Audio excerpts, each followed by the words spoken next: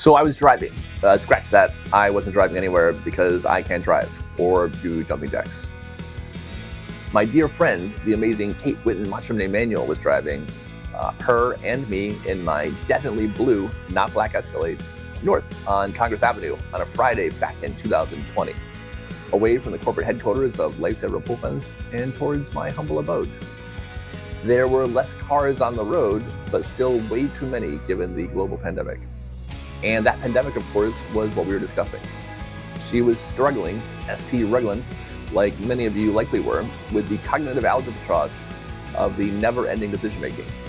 What outing is essential? What is safe? What is responsible? How can this be made safer?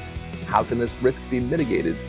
What do I do on a case-by-case basis every time?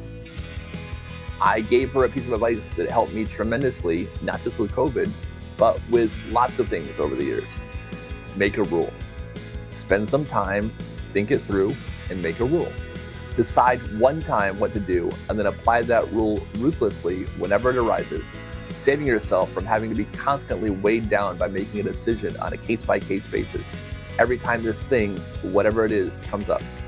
For instance, for COVID, I decided that I would leave the house to go to work, and that's it, nothing else.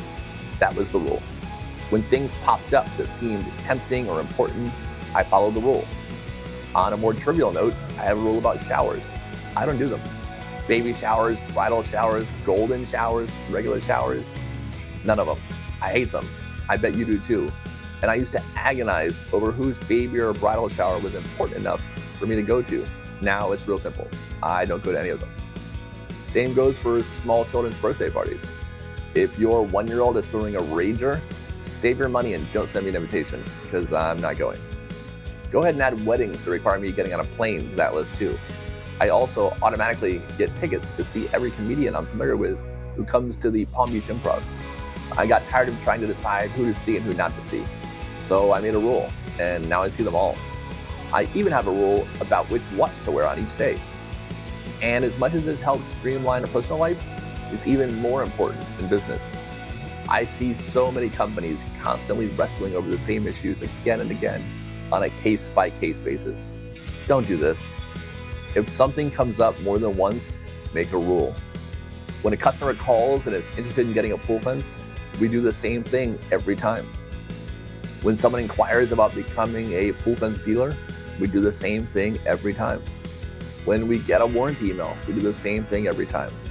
I even have a 10-page Word document filled with email responses ready to be copied and pasted because I respond to a myriad of different scenarios the same way every time.